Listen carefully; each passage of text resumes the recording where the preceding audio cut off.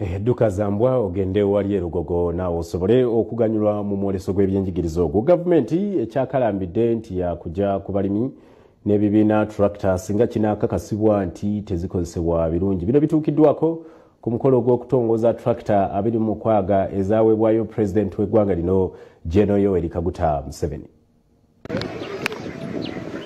Gavumenti egenda kujja tractor ku balimi n'ebibiina singa bakizuula nti zikozeseddwa bulungi nga tractor zino zaatongozebwa President Museveni omwaka oguwedde okwetooloola eggwanga okusula ebyobulimi. Mu kuwayamu n'abalimi ekakumiro Yinginiya Boniface Okanya, Kaminisona wa Minisitule y'ebyobulimi, obulunzi n'obuvubi yakiikiridde omuwandiisi w'enkalakkalira Minisitule y'ebyobulimi agambye nti gavumenti ejja kulonzalonza kweddiza tractor zino singa tezikozesebwa bulungi. Specifically, to promote agricultural activities. Use this equipment for the specific job that has been designed. And we shall not hesitate in consultation with our ma'am, the Right Honorable Prime Minister, to withdraw this equipment from you, should we find that it is misused.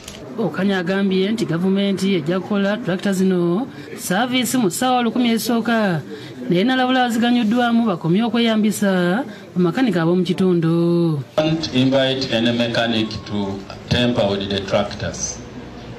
Communicate through the cow's office or communicate to us. These tractors have 1,000 hours free service. Saba Minisita Robina Nabanja agambye nti okuwaayo tractor zino kye kimu ku bisuubizo President Museveni kye yakola eri abalimi.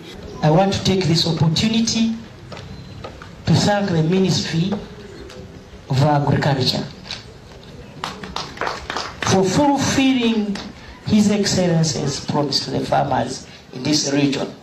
Nabanja agambye nti abalimi baateeka emikono ku ndagaano ng'okulanga tractor zikozesebwa bulungi.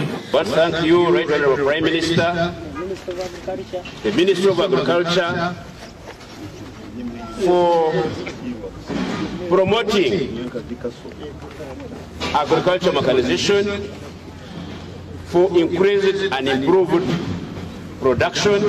Binu ebizire ebyoma binu nk'oku mukulu agambire tugenda kubikozesa bulungi. Itwe tusiimire kandi nitubasagika okwikara hamaini, nitubasaba okwikara hamaini.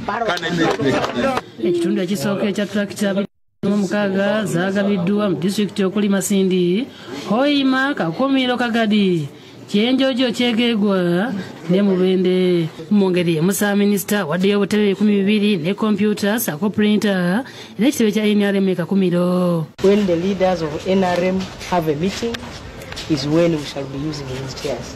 They are 200 in number. I want to request you to look after these chairs. Ismail Kasoha yakusakidde eggulu lino.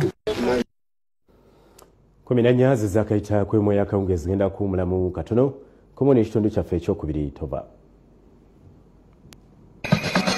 Bwe tukomawo mugabo Bukedde, abayizi abayise ebyekyomusanvu bakyajaganya.